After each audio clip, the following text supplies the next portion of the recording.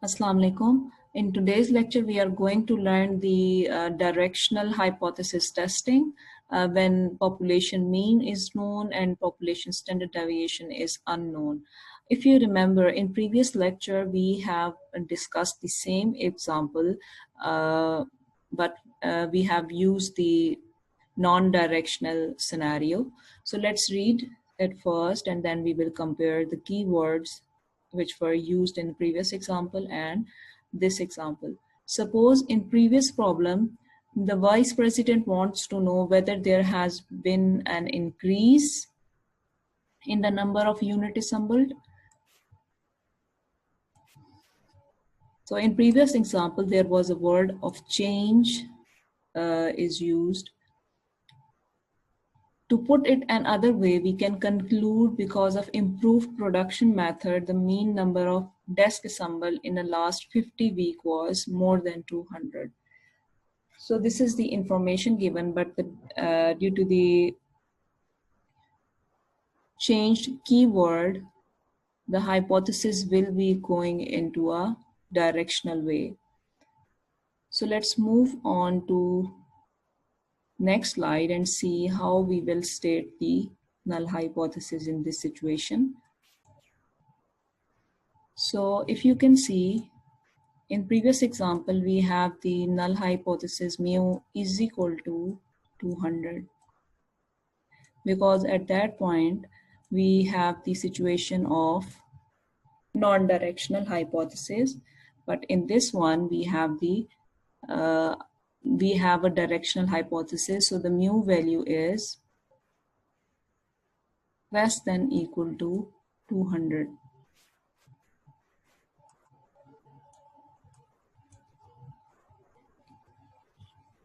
And H1 will be exactly opposite without an equality sign. Keyword in the problem is an increase. So they also mentioned the keyword here. Step 2, select a level of significance. So level of significance is also stated in the problem as previous example. Step 3, select the test statistics. So the z-test will be used because population standard deviation is known. So now we are going to see that how to formulate the decision rule in directional hypothesis. So reject H0 if calculated value is greater than the critical value. So there is a little difference from the previous example because this is the directional hypothesis, and in non-directional hypothesis we have the critical value z subscript alpha divided by 2. So we divide the alpha on both sides of the normal curve, but in directional hypothesis, we will not divide the alpha on both sides, but we will take it on one side. So if I draw a normal curve here,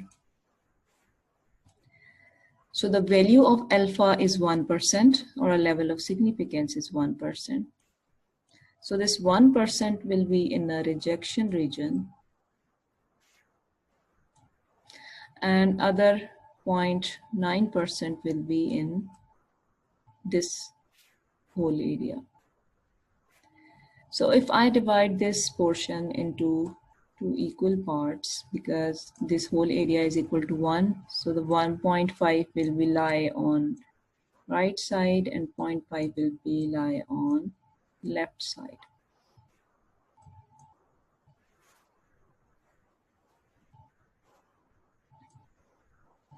So I have to subtract the 0.01 from this 0.5.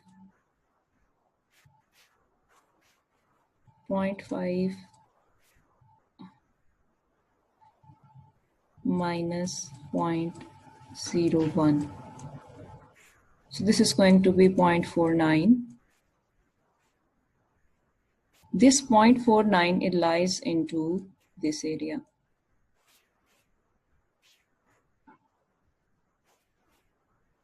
And other half will be 0.5.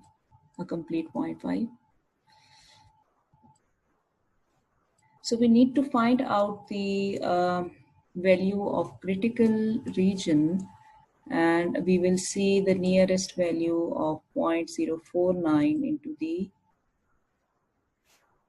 table, 49. So we will get the 2.33 critical value. So how we will get this value? For example, we have a table here.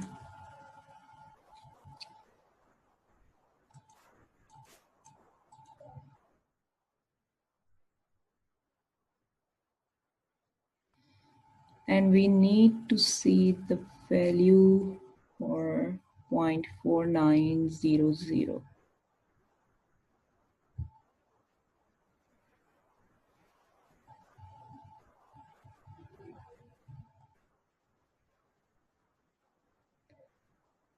So here is a nearest value.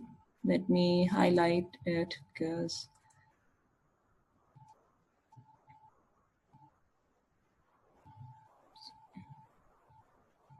so there is a value of 0.4892 in a row of 2.3. And then we have the value of 0.4901. So this is the nearest value to 0.4900. So we will take this 2.3 and 0.03. So the critical value will be 2.33. So this is how we get the critical value.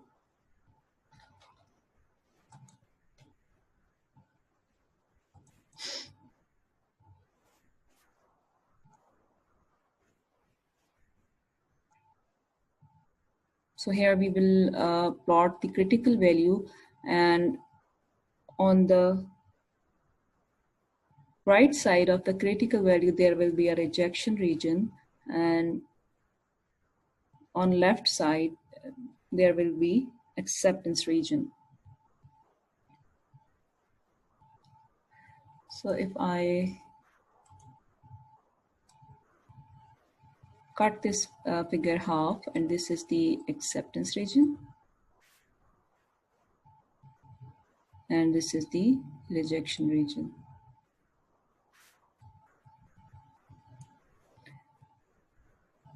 So the calculated value is 1.55 is not greater than 2.33. So let's make a decision and interpret the results.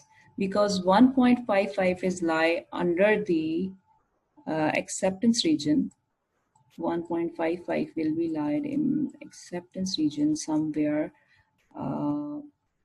at this point. 1.5. So this is the z-scale, and 1.55 is the calculated value, and 2.33 is critical value. H naught is not rejected because the value of estimated values is lies under the acceptance region and not greater than the critical value. So we conclude that the average number of tests assembled in the last 50 weeks is not more than 200. So the availability of software and additional information is often reported in the strength of rejection or acceptance. That how we will find out that we are how much confident to reject the null hypothesis. And this approach reports the probability of getting values of the test statistics. So we will find out the process to compare the probability with the observed value. So this is called the p-value. So the definition is also given over here that p-value is the probability of observing a sample value as extreme as or more extreme than the value observed given that null hypothesis is true. So in testing a hypothesis, we can also compare p-value with the level of significance. So by comparing p-value with the level of significance, we can find out the rejection of H naught or do not rejection of H naught. So if the p-value is less than significance level, then H naught is rejected. Otherwise, if p-value is greater than significance level, then H naught is not rejected. So p-value is basically the probability value or the probability. So let's move on to the next slide and see how to compute this p-value.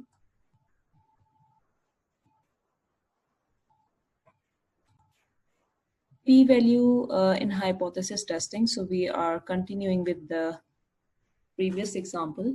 Recall the last problem where the hypothesis and decision rule were set up as H naught and mu is equal to less than equal to 200. H1 is stated that mean is greater than 200. Then reject H naught if calculated value is greater than the critical value. So we got these two values. Estimated value was 0.55 by using Z distribution, and critical value was 2.33 by using table. So now we have reject H naught if p value is less than alpha, which is 0.00600 is not less than 0.001. So how this p value is calculated, let's see.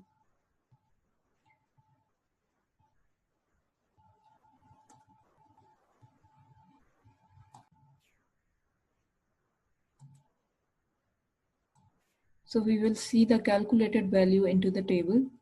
On on slide 16, we have a screenshot of table. So we will see the value at 1.55.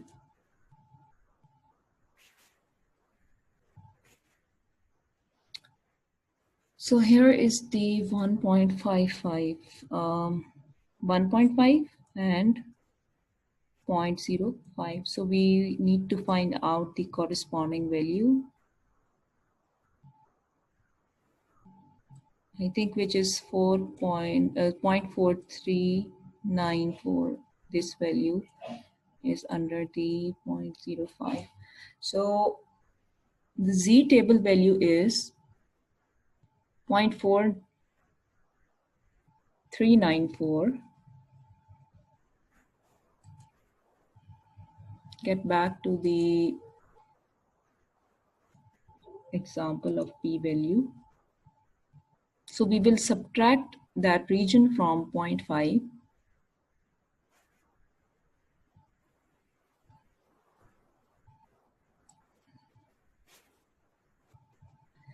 So if I say this is the critical region here and Z value is 1.55, so its stable value will be 0.4394. So the area will be this covered area, and the half is equal to 0.5. So we will subtract this value from 0.5 and we will get the p-value of 0.0606. So just keep in mind,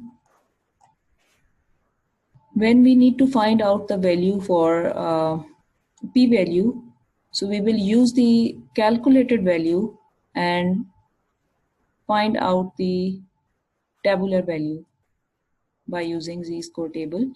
And in the case of critical value, we need to subtract the half from the level of significance and we will find out the critical value.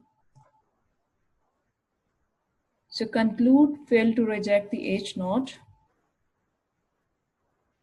So how we can say that we are failing to reject the H naught? Because 0.0606 is lied into the acceptance region.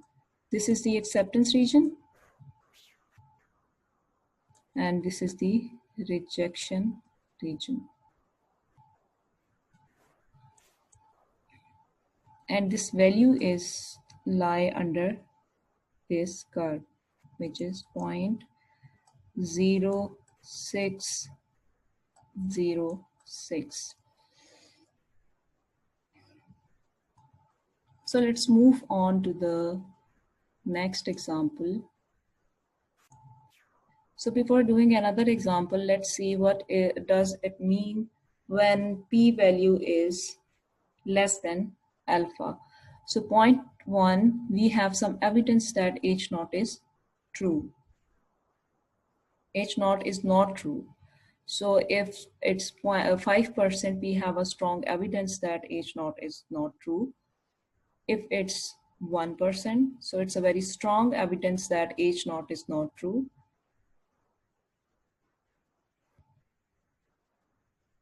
And then it's a 0.001, or you can say a 0.01%, we have the extremely strong evidence that H naught is not true. So this is the interpretation for the different level of p-values according to the level of significance.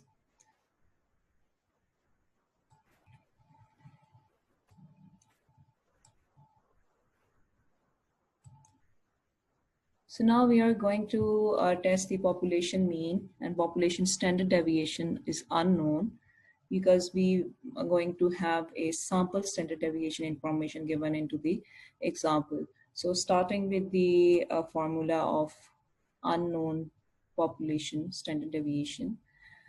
When population standard deviation is unknown, the sample standard deviation is used in its place. The t-distribution is used as test statistics, which is computed using this formula. So formula is similar, but there is two differences. Here is t except z, and at this point where we have write the s, in a z distribution we have sigma here. So sigma is denoting the population standard deviation, and s is denoting the sample standard deviation.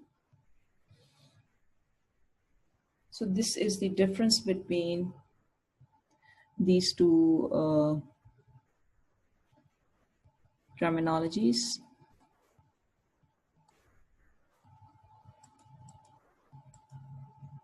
So here we have the standard deviation unknown example. The farmland insurance company claim department reports the mean cost of process a claim is $60. An industry comparison showed this amount to be larger than the most other information company. So the company instituted cost-cutting measure to evaluate the effect of cost-cutting measure. The supervisor of claim department selected a random sample of 26 claims processed last month. The sample information is reported below. So in this case, we have the information of sample. So we can calculate the sample mean, X bar.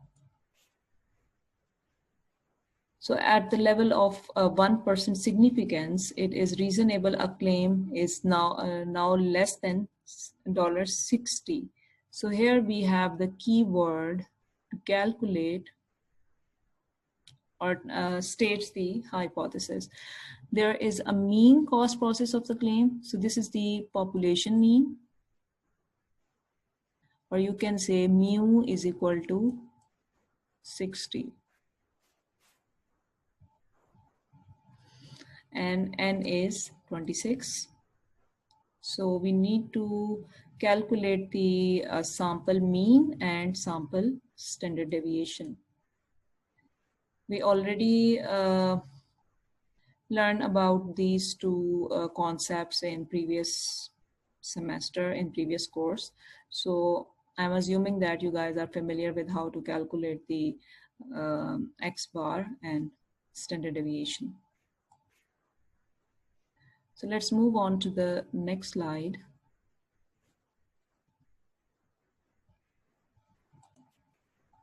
So now stating the null hypothesis. Mu is greater than equal to $60, which is H0.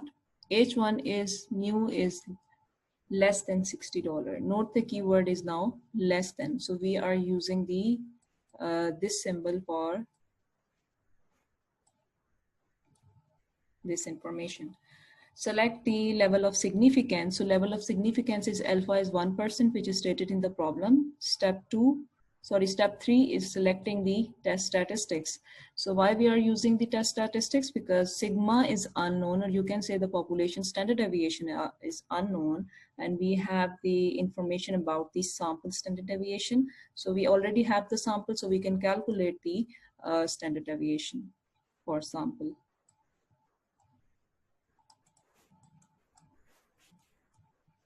So let me clear the slide. So here is the t-distribution table. We have the degree of freedom here, confidence interval, level of significance for one-tail test, and level of significance for two-tail test. So this is the table for t-distribution. Let's see how to calculate the statistics for t-distribution. So this is calculated by using the Minitab.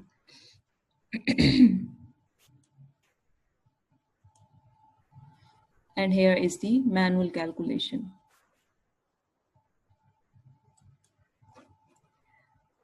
So formulate the decision rule. So we will see how to formulate the decision rule. We will calculate the t value by using this formula. We put the values into the this statistical formula.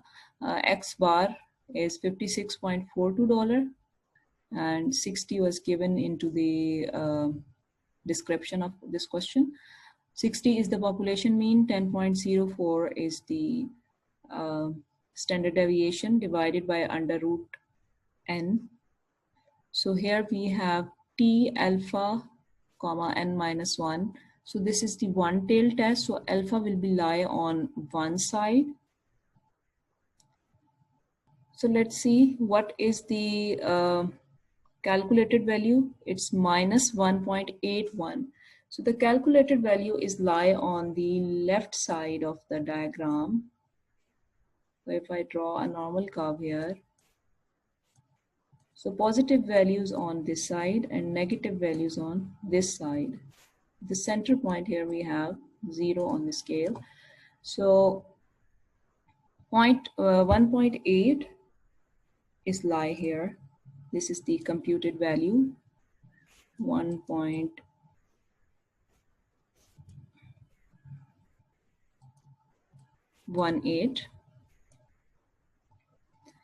And now we have to find out the critical value. So alpha is 0.01, and the other information is n minus 1, which will be 26 minus 1. So we will get 0.01 and 25. Let's see the value of t, or you can say the critical value of this question.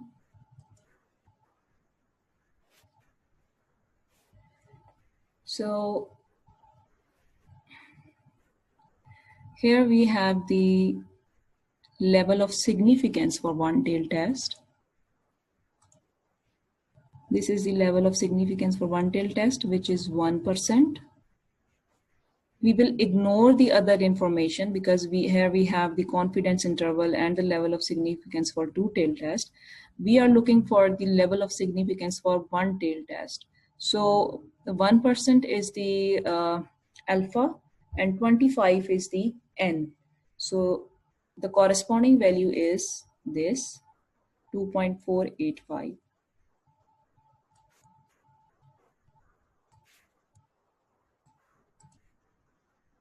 So what is the value? 2.485. So that minus 2.485 is lie under the computed value.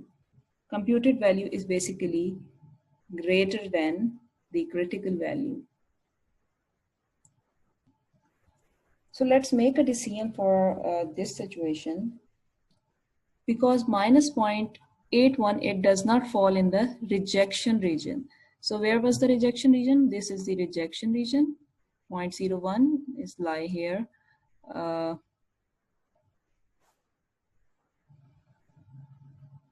So H naught is not rejected at the 0.01 significance level.